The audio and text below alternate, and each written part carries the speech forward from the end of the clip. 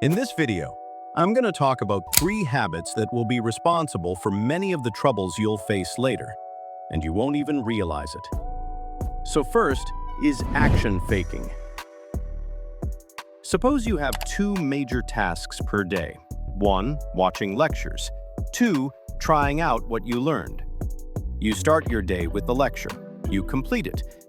But when it comes to applying it or actually doing the projects, you feel resistance, like you just don't want to start. And then you switch to the next day's lecture, telling yourself, I'll save tomorrow's time. And this whole pattern is what we call action faking. In simple words, switching to easier tasks to feel rewarded while avoiding the harder stuff that actually matters. It's avoiding real action and making plans only when you feel motivated.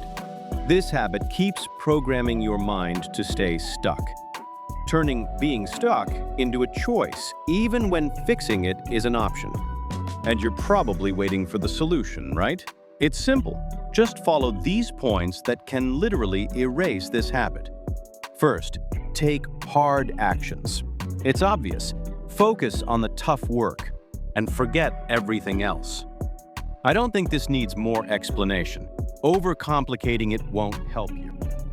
Now let's move to habit number 2, overloaded routines. And this one hit me hard. A few years back, when I started doing hard things, I developed a toxic comparison mindset. Why can't I do more? It's hard, but I should be able to do it. Sounds motivational, but it wasn't. For example, if I could jump 1 meter high, I'd ask myself, why not 10 or 50? I started setting extremely tough daily targets, and even after completing just 50%, I was mentally exhausted. It started affecting my next day's performance badly. But still, I kept repeating the same mistake every single day. Over time, instead of improving, my productivity declined. I developed a mindset that I can't complete what I plan, and that belief started holding me back, even when I was actually capable. If I look back now, I had made serious progress, but if I had followed progressive overload, I could have achieved way more without building that messed up mindset. Third, social circles. Honestly, this should be number 1.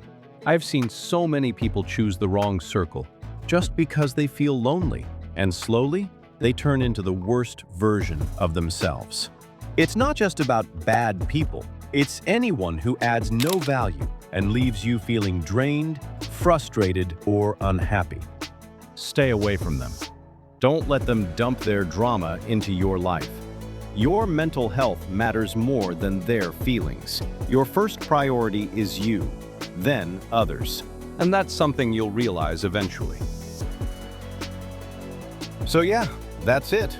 Hope you found this helpful. And this video was free for my subscribers.